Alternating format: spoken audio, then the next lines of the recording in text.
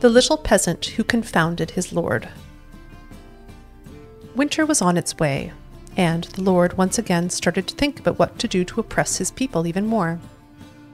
One morning, at the crack of the cockerel's crow, he rode out into the village in a carriage pulled by 2 black horses, with his trusted page at his side to act as his scribe.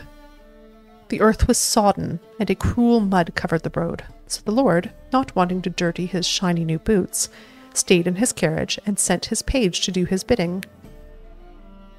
When they arrived at the village, the page dismounted from the carriage, a paper covered in thick ink clutched in his hands.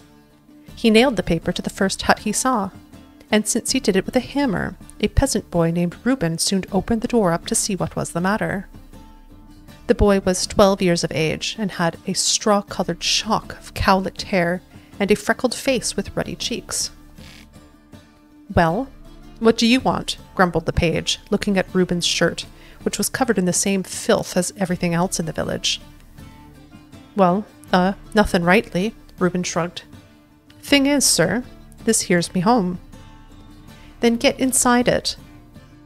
The boy wasn't scared, and instead stood on his doorstep looking at the piece of paper. "So what's this, sir? A letter?" the boy asked. "Read it and find out for yourself," the scribe said, growing angrier, though Reuben didn't seem to notice. "Afeard I can't, sir. Don't know how." "What the devil's taking you, scribe?" the Lord hollered. He was still sitting in his carriage and hadn't heard the conversation. Clearly, he was growing bored. "The whelp says he doesn't know how to read." "Aye, 'cause he don't," Reuben confirmed, and took 2 steps toward the carriage, his bare feet sinking into the muddy grey muck. "And the ones inside, do they?" questioned the Lord. "Where do you reckon they'd learn a thing like that, my lord?" the peasant asked, perplexed, for he had always thought great lords like that must surely know everything. "So who in your village does know how to read?" asked the Lord, growing ever more irritated. "Not no one, my lord." "Scribe," the Lord said, leaning far out while leaning on his carriage door. "Could you explain to me how I am to enforce my declaration on people who do not know how to read and write?"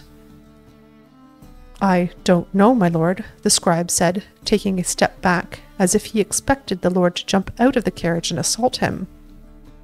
The fault was not his, but the Lord was in the habit of beating his scribe when he grew angry, no matter the cause.